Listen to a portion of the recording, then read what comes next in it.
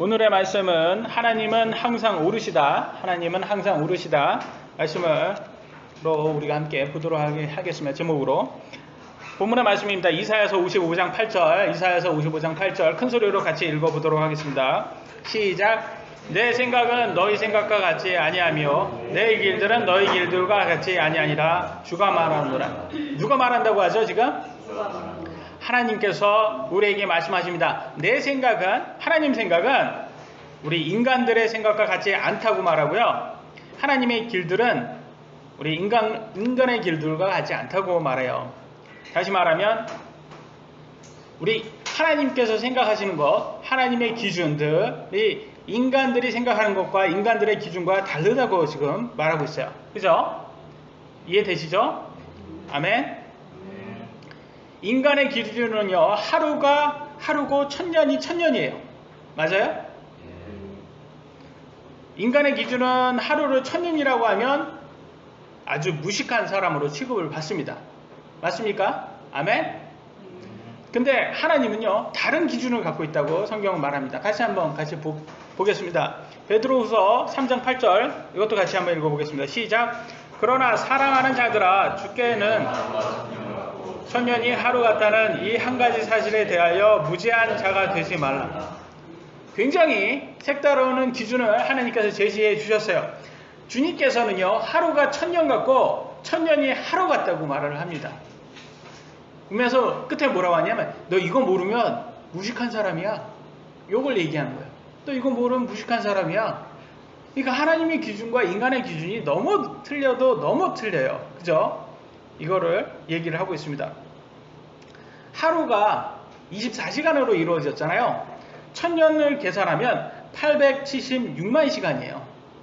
근데 이거 두 개가 같다고 하면 진짜 엉뚱한 거죠. 예? 자칫 잘못하면 초등학교를 다시 들어가야 되는 그런 불상사가 일어날 거예요. 저희가 국민학교 시대 때, 저희는 국민학교를 다녔잖아요. 여기 어른들은 다 국민학교를 다녔어요. 초등학교라는 말이 없었죠.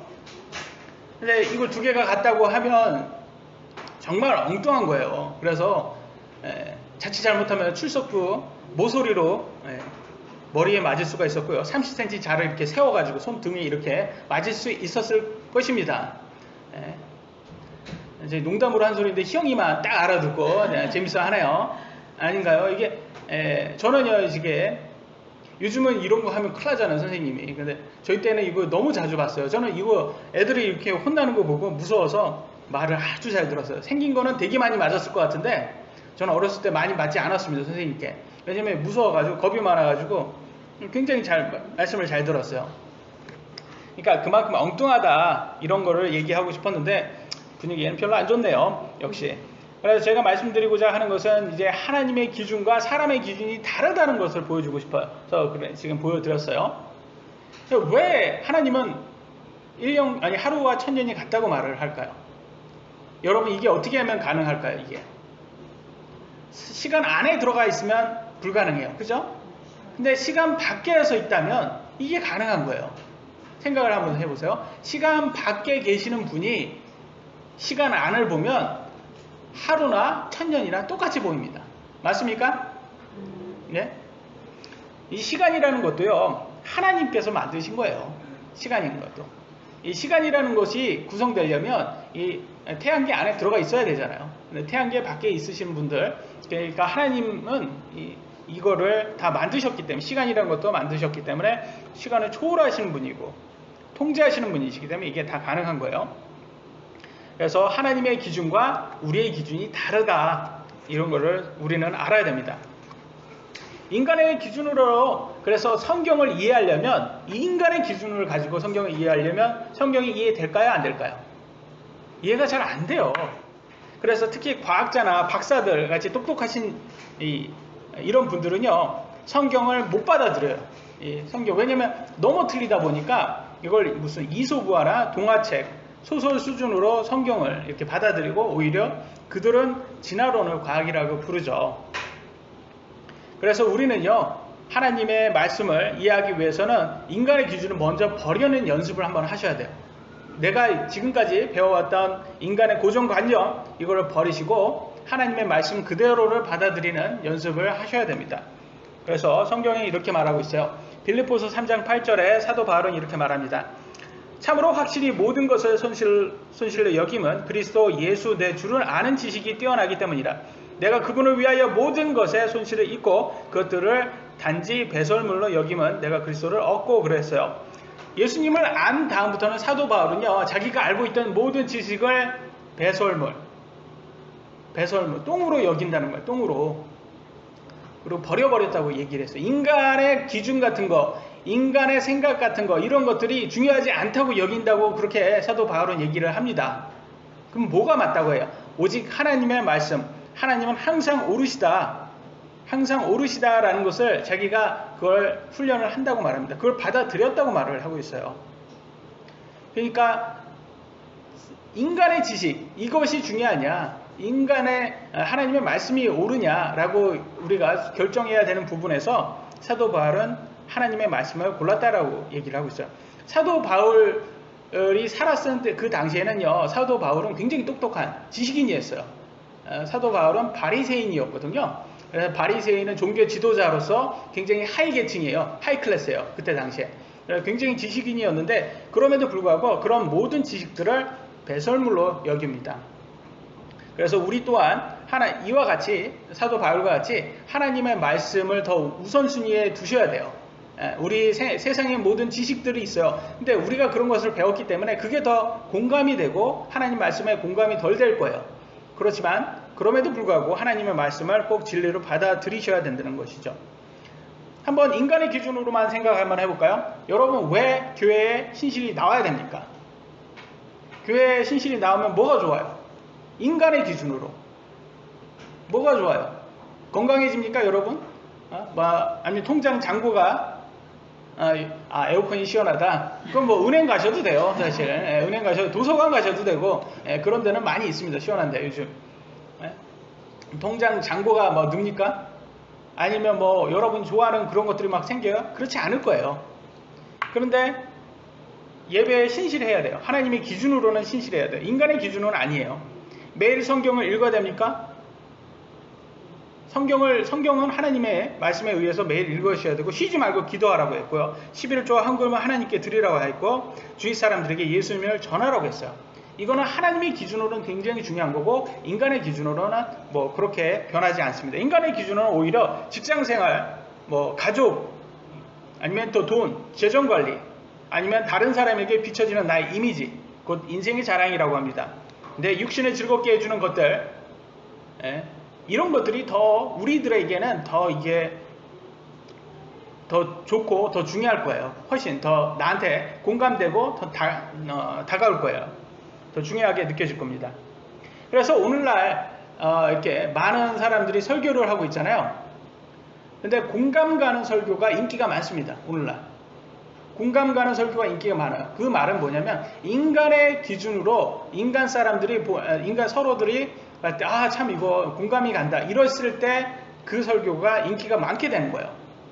그래서 인간의 기준으로 설교를 잘하는 목사들이 공감을 많이 가게 할 수가 있어요. 그래서 어떻게 보면 인간적인 기준으로 보려면, 성공하려면 목사가 이 인간의 기준으로 많이 설교를 해야 되는 그런 상황입니다. 근데 많은 사람들은 그래서, 왜냐면 이게 공감을 가는 게 좋아하다 보니까 내가 공감 가는 그런 좋은 말들을 들었다면 만족스러워해요. 비록 그 설교가 성경적이지 않다 하더라도 내가 공감 가면 그 정도면 됐지라고 만족을 하기 때문입니다.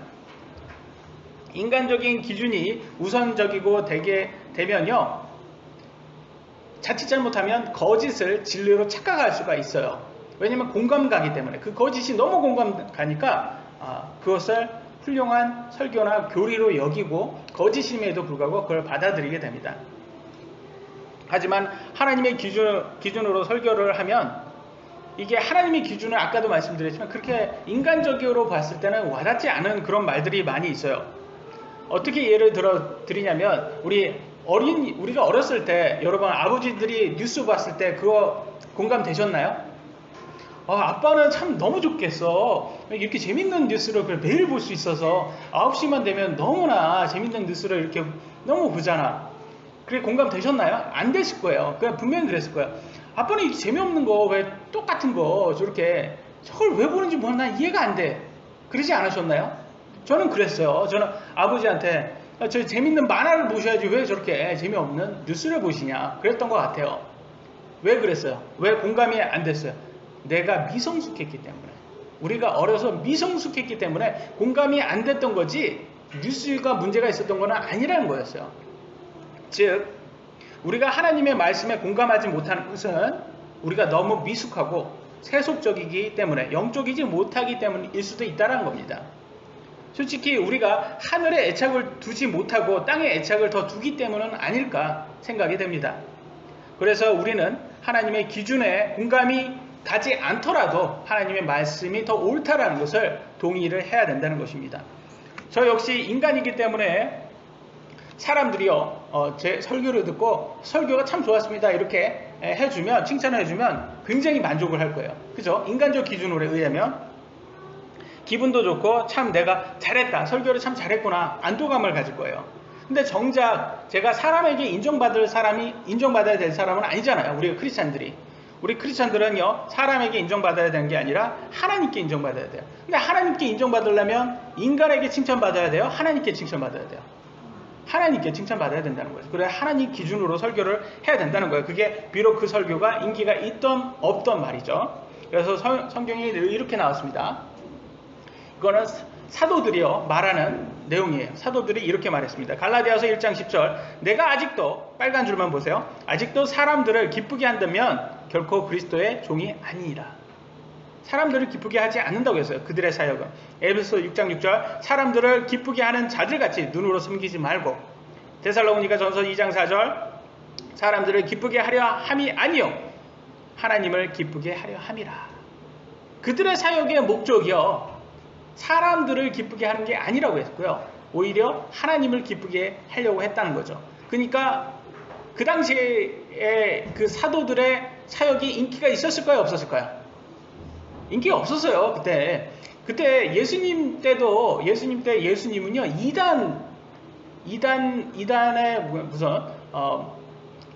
이단의 리더 정도로만 생각이 됐고요, 사도들도 그런 이단을 쫓는 그런 사람으로만 봤어요. 그때 당시에는 뭐가 맞았어요? 유대교가 맞았잖아요. 그러니까 유대교가 정이고 오히려 여기는 틀린 그런 집단처럼 봤을 거라는 거예요. 그럼에도 불구하고 그들은 그런 것에 좌우되지 않고 끝까지 하나님을 기쁘는 하나님의 기준에 맞춰서 사역을 했다는 거예요. 그러니까 우리도 정말 내가 하나님을 기쁘게 하려는 그런 신앙생활을 할 것인지, 아니면 사람을 기쁘게 하는 그런 신앙생활을 할 것인지 우리가 정해야 된다는 거죠. 인간의 기준으로 많은 사람들에게 공감을 얻어 유명해진 목사는 이 땅에서는 존경받고 성공한 사역자라고 칭찬받을지는 몰라도 하나님께 칭찬받을 수 있는지 우리가 깊이 생각해 봐야 합니다. 대부분의 사람들은요, 나를 괴롭히는 진리보다는 나를 기쁘게 하는 거짓에 더 공감하기 때문입니다. 맞습니까? 여러분들이 진리를 추구한다면 천국에 갈 것이고, 거짓을 추구한다면 지옥에 갈 거예요. 그러면 지옥이 좋아요, 천국이 좋아요? 천국이 좋죠. 다 합니다. 근데 사람들은요, 지옥을 더 추구해요. 한번 볼까요? 마태복음 7장 13절로 14절 같이 한번 읽어보겠습니다. 시작. 너희는 좁은 문으로 들어가라. 멸망으로 인도하는 그 문은 넓고 그 길이 넓고 거기로 들어가는 자가 많고, 생명으로 인도하는 그 문은 좁고 그 길이 좁아 그것을 찾는 자가 적으리라. 아멘. 지옥으로 들어가는 사람이 많대요, 천국에 들어가는 사람이 많대요? 여러분 보시면 아시겠죠? 생명으로 인도하는 문은 좁고 그 문은 좁아 찾는 자가 적는데요, 멸망으로 인도하는 문은 들어가는 자가 많다고 말을 하고 있어요. 그러면 결국은 지옥에 가는 사람을 더 많고 거짓을 추구하는 사람이 더 많다라는 거예요. 왜 그럴까요? 천국이 좋은지 다 아는데 근데 왜 지옥을 더 추구할까요? 혹시 이것 때문에 그런지는 않을까요? 과정 때문에 그러지 않을까요?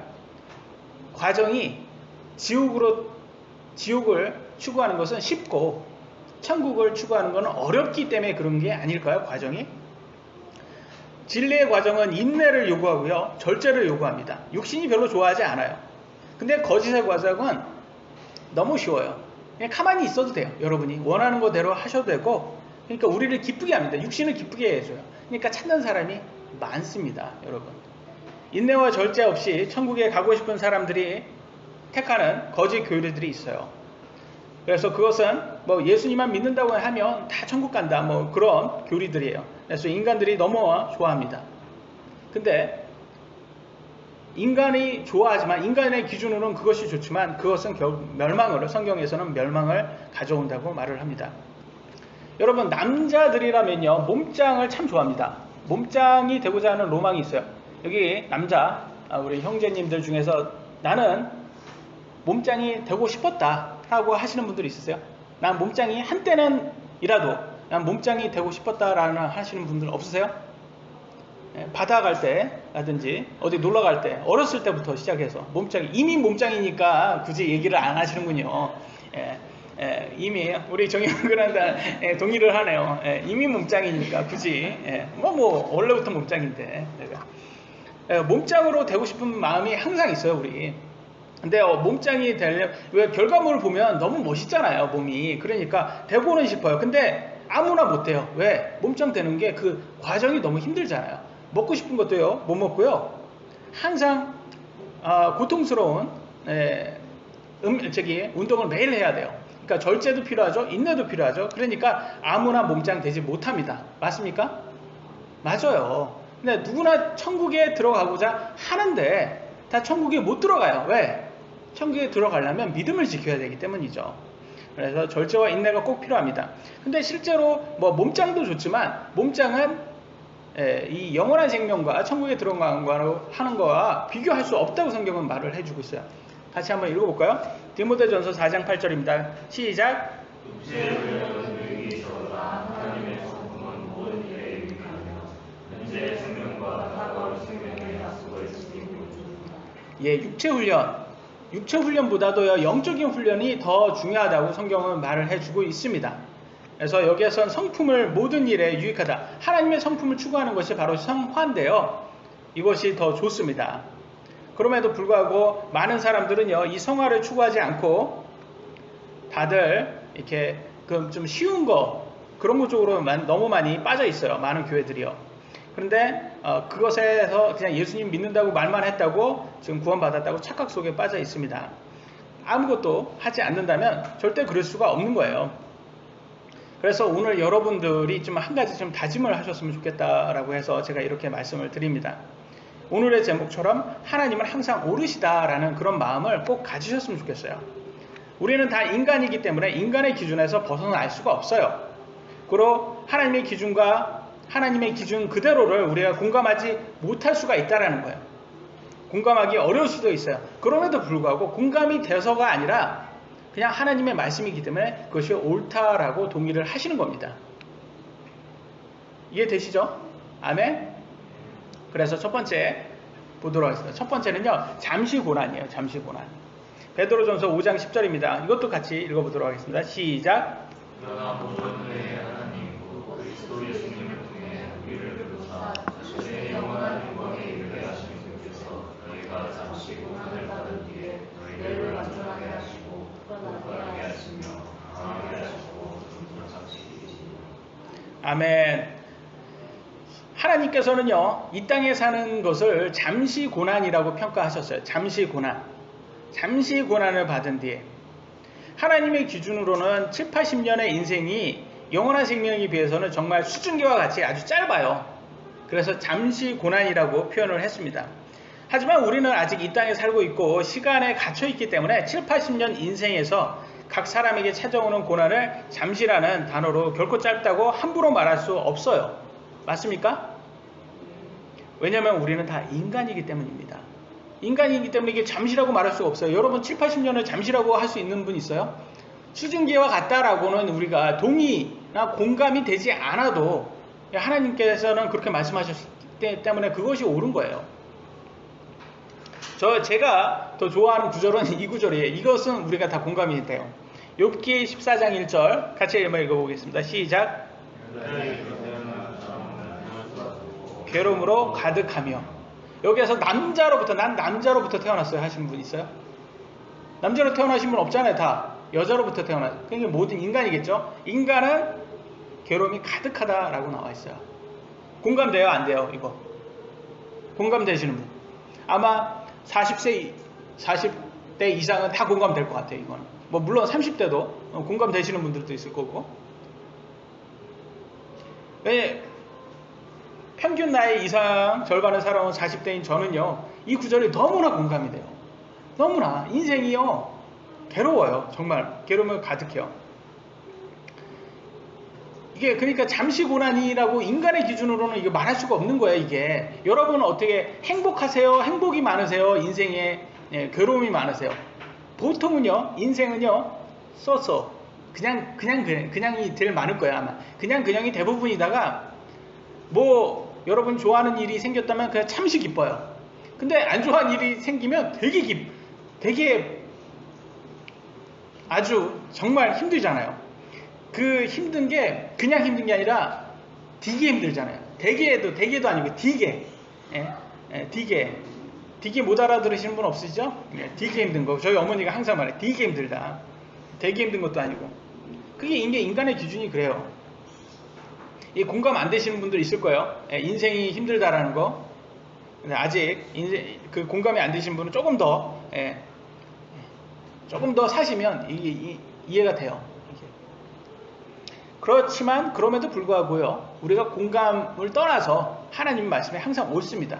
맞습니까? 그래서 하나님께서 잠시 고난이면 맞는 거예요. 그게 잠시 고난이 맞아요. 그리고 항상 기뻐하라 라고 하셨잖아요. 그러니까 그 말씀대로 우리는 항상 기뻐하려고 노력을 하셔야 됩니다. 왜냐하면 우리에게는 영원한 생명이 약속되어 있기 때문에. 잠시 고난으로는 인간의 기준으로는 절대 잠시는 아니지만 하나님의 기준에 잠시가 확실히 옳습니다. 우리가 천국에 들어가면요, 이 땅에서 힘들었던 거 그다지 중요하지 않게 돼요. 저도 6년 동안 장교로 군생활을 해봤지만 군대에 있을 때 굉장히 힘들었어요. 정인군 너무 힘들어요. 지금 너무 힘들어요. 말 안 해도 다 알아요. 표정만 봐도 다 알아요. 항상 올 때마다 너무 힘든 표정을 많이 줘요. 그러니까 다 알아요. 근데 그때는 그게 그렇게 힘든데 전역하면요, 왜 그렇게 힘들었는지 이해도 안 되고 그냥 그게 그때 당시에는 그게 되게 중요했는데 지금은 중요하지 하나도 1도 중요하지 않게 돼요. 그냥 생각조차도 별로 없게 됩니다. 그러니까 마찬가지인 것 같아요. 우리가 천국에 들어가는 그 순간 이 땅에서의 모든 삶, 내가 고뇌에 빠졌던 거, 고민했던 거, 그런 것들이 별거 아니었구나라는 생각이 들게 된다는 거죠. 그래서 조바심 갖고 이렇게 살지 말고, 걱정하면서 살지 말고, 작은 거라도 소소한 것, 그날의 것에 하나님께 감사하는 시간으로 보내는 게 그게 지혜로운 거예요. 그것이, 왜냐하면 시간이 지나면 문제가 해결되는 것들이 대부분이기 때문입니다. 이 땅에 살면서 정말 우리를 힘들게 하는 게 참으로 많습니다. 아멘? 하지만 천국에 가면요, 그런 것들이 중요하지 않게 될 거예요. 그래서 우리가 천국에 들어가면 되게 허탈할 것 같아요. 하나님의 말씀 그대로 정말 잠시 되는 고난일 뿐입니다. 그래서 예수님 재림 때까지 끝까지 믿음 변치 마시고 잘 지키셔야 돼요. 신앙생활. 두 번째, 제가 함께 같이 보고자 하는 것은 모든 염려 그분께 맡겨라 라고 되어 있어요. 베드로전서 5장 7절입니다. 같이 한번 읽겠습니다. 시작.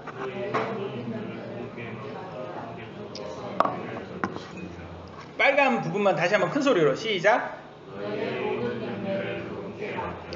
너희의 모든 염려를 그분께 맡겨라 라고 성경은 말하셨습니다. 하나님께서 말씀하셨는데요, 염려가 취미이신 한국 어머니들께서는요, 이 구절을 절대로 공감하지 못한다고 댓글에 달아주셨어요. 그래서 한어회 이렇게 어떻게 제가 한번 여러분들을 이렇게 졸음에서 이렇게 벗어나게 하려고 해도 이게 쉽지가 않아요. 제가 영어로 할 때는 좀 잘 됐는데 먹혔었는데 한국말은 더 약하네요. 하나님, 나의 소중한 취미를 왜 뺏어 가십니까? 라고 한국 어머니들은 말씀하실 거예요. 왜냐면 한국 어머니들은 염려가 너무 많아요. 여러분의 어머니들은 염려가 참 많으시지 않습니까? 다 아실 거예요.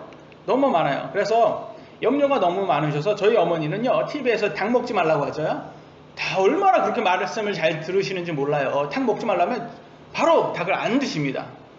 그리고 돼지고기 먹지 말라고 하면 그 좋아하는 삼겹살도 한동안 딱 안 먹어요. 이게 뉴스를 말을 어떻게 그렇게 잘 듣는지 몰라요. 그게 우리 한국 사람이 맞습니다. 근데 한국 사람들은요, 그런 것은 또 어떻게 기가 막히게 말 잘 듣는데 말 안 듣는 거 하나가 있어요. 바라면 술, 담배예요. 술, 담배는 그렇게 먹지 말라고 했는데 그렇게 먹어요. 대학생들은요, 이게 술 먹으라고 MT를 가는 건지, 진짜 말 그대로 MT를 뭘로 때문에 가는 건지, 회사원들도 단합회를 왜 단합을 정말 하기 위해서 가는 건지, 술을 먹으러 가는지 모르겠어요. 어떤 사람들은요, 염려했던 것들이 해결돼서 기분 좋다고 술을 마셔요. 그리고 또 염려되는 일이 생겼다고 스트레스 받는다고 술 마셔요. 그러면 다 마신다는 거 아니에요, 술을. 항상 술을, 염려가 있던 염려가 없던 술을 항상 마십니다. 이게 한국 사람인데 염려가 너무 많아요. 근데 한국 사람들의 염려는 거기에서 끝나지 않습니다. 한국 사람의 염려는 어디까지 가냐, 남들의 옷 입는 것까지 염려를 해주더라고요. 이거는 정말 끝인 것 같아요. 정말 끝까지 가는 거예요, 한국 사람들. 아니, 자기 옷 입는 것만 신경 쓰면 되는데 남 옷 입는 것까지 신경 써가지고 다른 사람의 옷을 제대로 안 입으면 제 옷을 왜 저렇게 입니? 그렇게 이걸 신경을 쓰시더라고요. 그래가지고 제가 미국에 살 때는 너무 좋았어요. 스트레스 받을 게 없는 게, 내가 옷을 어떻게 입고 가든 그 사람들이 저를 제 옷으로 평가를 하지 않았어요. 근데 한국에 지금 3년째 살다 보니까 이제는 알겠더라고요. 제가 옷을 이렇게 대충 입고 다니면 되게 대충 대접을 받아요. 그러니까 되게 저 사람 저렇게, 이 사람이 왜 이런 데에 와 있어? 뭐 이런 대접 있잖아요. 그러니까 돈 없는 사람이 왜 이런 데에 와? 이런 대접을 받더라고요. 그래서 옷을 대충 입고 가는 것은 한국은 아니구나. 겉모습이 그 사람을 평가를 받는구나. 그러니까 이게 좀 약간 신경을 쓸 수밖에 없게 되더라고요. 이럴 때는 참 미국이 정말 그립습니다. 자유롭게 이렇게 남 신경 안 쓰고 사는 그런 게 너무 스트레스가 덜 받더라고요. 한국 사람들은 이렇게 남을 위해서 이렇게 염려를 해주는 건지, 정말 남에게 스트레스 주려고 하는 건지, 뭐지 다 따지잖아요. 다른 사람들, 너는 이거 하면 안 돼, 이거 하면 안 돼. 염려가 너무 많아요. 근데요, 성경에서는 염려를 어떻게 평가하는지 한번 보도록 하겠습니다. 마태복음 6장 34절입니다. 같이 한번 읽겠습니다. 시작. 그러므로 내일 염려하지 말라. 내일이 자기 것들을 염려할 것이요 한날의 야근은 그날의 족함이라. 아멘. 염려를 뭐라고, 지금 성경은 뭐라고 했어요? 한날의 악은 그날의 족함이라. 그냥 뭐예요? 염려가 뭐라는 거예요? 악이라고 했잖아요. 성경은 염려가 악인 거예요, 여러분. 악인 거예요. 나쁜 거예요, 성경은. 근데 한국 사람은 되게 이걸 또 긍정적으로 바꾸죠. 뭐 염려를 좀 해가지고 미리 미연에 방지를 해서 사고 날 거 미리 준비하는 게 더 좋잖아, 이렇게 굉장히 해서 없던 염려를 막 만드세요. 그럴 필요 없다고는 하잖아요. 성경은 하나님께 맡겨라, 염려하지 말아라, 내일 것까지 염려할 필요 없어, 그건 악이야, 하루에 염려할 것만 염려해, 그 정도만 해도 악은 충분해, 이렇게 말을 하고 있어요. 염려하라는 거예요, 염려하지 말라는 거예요? 염려하지 말라는 거예요. 공감이 비록 안 될 수 있어요, 여러분. 왜냐면 여러분의 취미는 염려거든요. 그런데 그래도 항상 하나님이 오르십니다. 염려하지 말고 항상 모든 것을 하나님께 맡기셔서 하나님께서 주시는 이 영원한 세상이 줄 수 없는 평안을 가지시기 바랍니다. 마지막 세상이 줄 수 없는 평안이에요. 세상이 줄 수 없는 평안. 세 번째, 요한복음 14장 27절이에요. 같이 한번 읽어보겠습니다. 시작. 내가 너희에게 평안을 남기노니 곧 나의 평안을 너희에게 주노라. 세상이 주는 것과 달리 내가 너희에게 주노니 너희는 마음에 근심하지도 말고 두려워하지도 말라. 아멘. 내가 너에게 평안을 남기노니 곧 나의 평안을 너에게 주노라. 세상이 주는 것과 달리 내가 너에게 주노니 너희는 마음에 근심하지 말고 두려워하지도 말라. 이 평안이 누구를 뜻하는지 아세요? 여기에서 누구를 뜻하는 것 같아요? 예수님께서 올라가시면서 우리에게 평안, 위로자를 주셨어요. 위로자. 영어로는 comforter라고 하는데 위로자가 누구죠? 아십니까? 삼위일체 하나님 중에서 누구를 얘기할까요? 큰 소리로 말씀을 해주세요. 예수님이 올라가시면서 누가 내려오셨어요? 성령님이 내려오셨잖아요. 그래서 성령님께서 우리에게 주시는 평안이라고 합니다. 평안. 근데 그 위로자께서 우리에게 주시는 평안은요, 이 땅에서 주는 그런 평안하고 차원이 틀리답니다. 그래서 우리 안에 성령님, 예수님을 믿음으로써 성령님이 우리 안에 거하시잖아요. 그때 성령님을 통해서 우리가 평안을 얻게 되는데요. 그 평안을 얻으면요, 세상의 평안과 바꿀 수 없다라는 거죠. 근데 우리는요, 염려, 근심, 두려움, 이 3종 세트를 아주 좋아하는 사람들이기 때문에 성령님께서 우리 안에 평안을 주시지 못하게 열심히 염려와 근심을 하고 있습니다. 인간의 기준에 의해서 말이죠. 그래서 인간의 기준으로는 이렇게 염려를 너무 많이 하고 근심을 너무 많이 합니다. 그러나 하나님께서는 분명히 하나님 말씀대로 우리가 그분께 모든 걸 맡기면 평안을 주신다. 세상의 것에 가질 수 없는 평안을 준다라고 말을 합니다. 제가 이제 여기에서 보면 한국 어머니들께 항상 말씀드리고자 하는 것은 좀 너무 아이들에게도 스트레스를 너무 많이 주시는 것 같다는 게, 왜냐면 공부 이렇게 스트레스를 너무 주시는 것 같다라는 거를 많이 느껴요. 왜냐면 학원을 너무 많이 가요. 학원을 너무 많이 가니까 아이들이 너무 힘들어요. 너무. 그러니까 이런 것들을 봤을 때도 아이도 힘들고 엄마도 힘들고, 저는 이거를 별로 좋아하지 않습니다. 왜냐면 세상 사람들의 기준은 그럴지 몰라도 크리스천들은 그걸 따라가서는 안 돼요. 우리는 항상 모든 걸 하나님께 맡겨야 돼요. 그래서 우리 자녀들도 하나님께 맡기셔야 돼요. 자녀들도. 송영재님이 좋은 예잖아요. 송영재님이 지난번에 저한테 말씀하셨어. 아들 둘을 사교육을 한 번도 안 보냈다. 맞죠? 송영재님 맞습니까? 예, 사교육을 한 번도 안 보내셨어요. 근데도 이렇게 잘 키웠잖아요. 그러니까 그런 것들에 의해서 너무 힘들게, 아이들도 힘들게 할 필요도 없고, 그걸로 인해서 낭비할 필요도 없다는 거예요. 왜냐면 사교육비가 엄청나게 큽니다. 그래서 그런 거를 낭비할 필요가 없어요. 그래서 항상 하나님께 맡기고, 우리 아이들도 항상 하나님께 기쁘게 가져야 되는 거예요. 평안을 가질 수 있는 거예요. 물론 공감이 안 될 수 있어요, 여러분들에게. 왜냐면 다른 엄마들이 이렇게 좋은 데 가면, 좋은 곳을 보내면 그러니까 불안하게 됩니다. 불안해해요. 근데 여기에서 우리가 좀 놓아야 되는 게 있어요. 뭘 놓아야 되냐? 좋은 대학을 가야 되는가? 이런 거부터 우리가 한번 생각을 해봐야 돼요. 좋은 대학을 가야 되는가? 근데 저는 그렇게 생각해요. 좋은 대학을 가고 또 경쟁 속에서 살다 보면 아이들이 행복할까라는 부분이에요. 행복할까? 정말 우리는 이렇게 모든 것이 뭘로 다 용서가 되면 돈으로 용서가 되는 것 같아요. 돈만 많이 벌면 다 용서가 되는 것 같아요. 돈만 많이 벌면.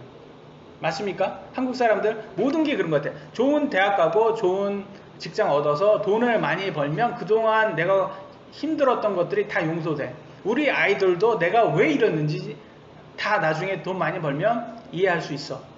이런 식으로 해석을 하는 것 같은데 절대 안 그렇다는 거죠. 우리 아이들한테 그것도 아이들한테 맡겨야 되는 거고, 물론 아이들이 아직 어린 아이들은 잘 모르겠지만, 근데 바른 것은 하나님 말씀대로 가르쳐 주는 게 가장 좋습니다. 그래서 아이들은 하나님 안에서 작은 것에 감사할 수 있는 그런 아이가 제일 행복한 아이예요.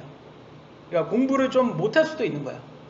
또 부자를 살지 않아도 되는 거예요. 근데 세상이 추구하는 것들이 있어요. 그런 것들을 꼭 우리도 추구해야 된다? 그거는 아닌 것 같아요. 맞습니까? 아멘을 하지만 공감은 안 돼요. 그죠? 예, 공감은 잘 안 돼요. 예, 잘 안 되지만 우리는 하나님의 말씀대로, 그러니까 물론 하나님께서 모든 사람에게 허락하는 부분이 다 틀려요. 어떤 사람은 부자도 되고 어떤 사람은 조금 덜 부자입니다. 가난할 수도 있고요. 그러나 저는 그렇게 생각합니다. 하나님의 말씀대로 살면, 제가 그랬잖아요. 이게 플러스가 돼요. 플러스가 될 수밖에 없어요. 하나님 말씀대로. 왜냐면 이게 더 큰 소득은 안 들어와도 지출을 막아준다니까요. 하나님 말씀대로 살면. 제가 항상 말하는 쓸데없는 데에 돈 안 쓰면 되는 거예요. 쓸데없는 거. 그 세상 사람들이 제일 많이 돈 쓰는 거, 술과 담배라든지 그런 치장하는 것들, 아니면 그 욕심내는 것들, 그런 것들을 조금 줄이면 지출을 막아주니까 플러스가 된다는 겁니다. 그래서 다른 사람들을 막 이렇게 흉내내고 세상 사람들이 사는 그렇게 사니까 우리도 그렇게 살아야 돼, 그럴 필요가 없다라는 거죠. 제가 왜 이런 말씀을 드리냐면, 지난주에도 봤지만 너무 많은 크리스찬들이요, 재정이 빵꾸가 나요. 막 마이너스예요. 너무 많은 크리스찬들이요. 전 그거는 진짜 세상적으로 굉장히 모범이 안 된다고 생각합니다. 심지어 교회들까지도, 대형 교회들 있잖아요. 정말 제가 본 대형 교회들도 목사님들이 당당히 얘기를 하시는 거예요. 이자만 수십억이라는 거예요. 이자만 수십억을 내는데, 대형 교회예요. 이자만 수십억을 내는데, 그걸 이게 성도들에게 얘기를 해서 성도들한테 헌금을 더 내라, 이런 거예요. 그럼 저는 이해가 안 되는 거예요. 이자 수십억을 내는데 더 건축을 더 크게 하려고 하더라고요. 보니까 더 크게 하는 거예요. 저는 이해가 안 되는 거예요. 그러게 재정 관리가 그렇게 되면, 그러면서 하는 말이, 나라가 지금, 나라 운영하시는 분들 항상 마이너스로 운영하시잖아요. 그러니까 나라가 저러고 한 것처럼 교회도 저렇게 마이너스 운영하는 게 그게 바른 거다, 뭐 이런 식으로 이렇게 말도 안 되는 소리를 하더라고요. 그래서 저는 완전히 동의를 안 합니다. 그런 거는 성경적이지 못하다고 봐요. 왜냐면 세상 사람들이 그렇게 마이너스로 운영한다고 해서 크리스찬이 그렇게 하면 저는 모범이 절대 안 된다고. 욕심을 버리고 작게 가야 된다. 그래서 저는 자영업 하시는 분들, 매년마다, 뭐 여기는 자영업 하시는 분들이 없잖아요. 그래서 뭐 해당하는 분은 없는데, 보면 3집 중에 2집이 망한답니다. 근데 끊임없이 상가는 계속, 상가는 주인만 바뀌었지 계속 바뀌어요. 그래서 나는 성공할 거다 환상을 가지고 장사를 하는데 계속 망해요. 근데 망하니까 그 중에서 크리스찬들도 있겠어요, 없겠어요? 많이 있을 겁니다. 그래서 하나님을 원망하게 되는 거예요. 그래서 무리하게 도를 넘어서 욕심을 내면 탈이 날 수밖에 없는 거예요. 그래서 저는 그렇게 사는 것이 정말 크리스찬으로 바른 것인지 다시 한번 생각을 해야 된다. 그래서 하나님께서 주시는 평안, 세상이 가질 수 없는 그런 평안 할 때 옆에서 조건이 있다는 거예요. 조건은 하나님 말씀대로 살면 이라는 조건이 있을 거라는 거예요, 분명히. 그래서 우리가 세상적인 기준으로 살지 않고 하나님의 말씀의 기준으로 살았을 때 우리는 부족하지 않고, 뭐 아주 넉넉하거나 아주 그렇지는 않아도 부족하지는 않고 항상 하나님께 감사할 수 있는 그런 것을 우리는 체험할 수 있다, 하나님의 말씀대로. 물론 여러분들이 오늘의 이런 말씀을 듣고도 공감이 되지 않을 수 있습니다. 왜? 인간적 기준으로는 공감이 될 수 없다고 분명히 말을 했습니다. 그렇지만 그럼에도 그것은 하나님의 말씀이 잘못됐다는 것이 아니에요. 우리가 잘못됐기 때문에 그런 거죠. 항상 하나님의 말씀은 옳으십니다. 내가 공감이 된다고 진리가 되지 않습니다. 절대로.